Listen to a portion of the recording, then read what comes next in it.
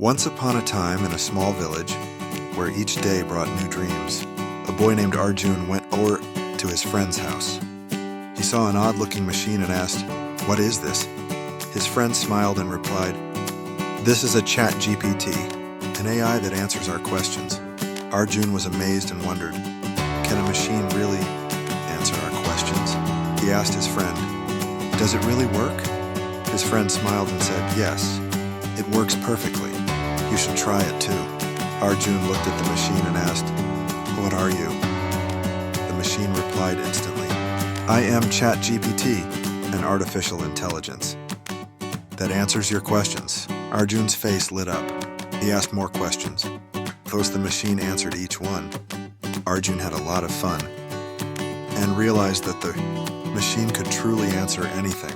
From that day, Arjun and ChatGPT became close friends. Every day, Arjun asked new questions and ChatGPT answered each one. And thus a new friend and a new way of learning came into Arjun's life. He understood that through technology, we can learn a lot and find answers to